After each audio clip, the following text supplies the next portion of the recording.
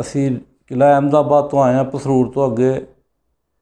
Shahnawaz but ਮੇਰਾ ਨਾਂ ਹੈ ਅਤੇ ਬੇਟਾ ਮੇਰਾ ਸੀ ਉਮਰ ਬੱਟ। ਇਹ ਕ੍ਰਿਕਟ ਖੇਡਦਾ ਨਾ, ਇਹਨੂੰ ਤਕਲੀਫ ਹੋ ਗਈ ਸੀ 8-9 ਸਾਲ ਤੋਂ। ਅਤੇ ਇਹਨਾਂ ਨੂੰ ਅਸਾਂ ਇਹਨਾਂ ਨੈੱਟ ਤੋਂ ਪੜ੍ਹ ਕੇ ਨਾ ਅਤੇ ਅਸੀਂ ਇਹਨਾਂ ਦੇ ਕੋਲ ਆਏ ਹਾਂ ਪਿੰਡੀ, ਅਤੇ ਉਹਨਾਂ ਕੋਲ ਆਣ ਕੇ ਅਸਾਂ ਇਲਾਜ ਕਰਵਾਇਆ ਵੇ। ਅਤੇ ਮਸਲਨ ਅੱਲਾ ਦੇ ਹੁਕਮ ਦੇ ਨਾਲ 80% ਮੇਰਾ ਬੇਟਾ ਜਿਹੜਾ ਠੀਕ ਹੋ ਗਿਆ। ਇਹਨਾਂ ਨੇ ਜਿਹੜਾ 6 ਸੈਕਸ਼ਨ ਕੀਤੇ ਨੇ, ਅਤੇ ਇੱਥੇ ਕੋਈ ਫਰੋਡ ਨਹੀਂ ਹੈਗਾ, ਕੋਈ 2 ਨੰਬਰ ਕੰਮ ਨਹੀਂ ਹੈਗਾ। ਡਾਕਟਰ ਸਾਹਿਬ ਨੇ ਬਹੁਤ ਅੱਛੇ ਆਦਮੀ ਨੇ, ਕਾਰੋਬਾਰ ਅੱਛਾ ਹੈ, ਮਤਲਬ ਸਾਫ਼ ਕੰਮ ਕਰਦੇ ਨੇ। ਕਿਸੇ ਦਾ ਇਹ ਨਹੀਂ ਕਿ ਕਿਸੇ ਦਾ ਲਾਲਚ ਨਹੀਂ ਕੋਈ ਹੈਗਾ, ਬਗੈਰ ਲਾਲਚ ਤੋਂ ਕਿਸੇ ਨਾਲ ਕਰਦੇ ਨੇ। ਅਤੇ ਇਨਸ਼ਾ ਅੱਲਾਹ ਤਾਲਾ ਜਿਤਨੇ ਵੀ ਬੋਰੋ ਦੇ ਜਾਂ ਜਿੰਨੇ ਵੀ ਕੋਈ ਪੱਠੇ ਖਿਚਾਓ ਵਾਲੇ ਜਿੰਨੇ ਵੀ ਹੈ ਨੇ ਨਾ, ਉਹਨਾਂ ਸਾਰੇ ਦੂਸਰੇ ਲੋਕਾਂ ਕੋਲੋਂ ਬਚੋ ਜਿਹਨਾਂ ਨੇ ਐਵੇਂ ਬੋਰਡ ਜਾਅਲੀ ਬੋਰਡ ਲਾਏ ਦੇ ਨੇ। ਅਤੇ ਇਹਨਾਂ ਕੋਲ ਡਾਕਟਰ ਸਾਹਿਬ ਕੋਲ ਆਣ ਕੇ ਅਤੇ ਤੁਸੀਂ ਆਪਣਾ ਇਲਾਜ ਕਰਵਾਓ, ਅਤੇ ਇਨਸ਼ਾ ਅੱਲਾਹ ਤਾਲਾ ਤੁਹਾਨੂੰ ਇਸਦਾ ਬਹੁਤ ਫ਼ਾਇਦਾ ਵੀ ਦੇਵੇਗਾ। ਅਤੇ ਅੱਲਾਹ ਤਾਲਾ ਤੁਸੀਂ ਅੱਗੇ ਵੀ ਫਿਰ ਇਹ ਗੱਲ ਪਹੁੰਚਾਓਗੇ ਅਤੇ ਉਹਨਾਂ ਨੂੰ ਵੀ ਇਸ ਚੀਜ਼ ਦਾ ਫਾਇਦਾ ਹੋਏਗਾ ਕਿ ਉਹਨਾਂ ਨੂੰ ਸਵਾਬ ਦੀ ਨੀਅਤ ਤੋਂ ਕੰਮ ਕਰਦੇ ਨੇ।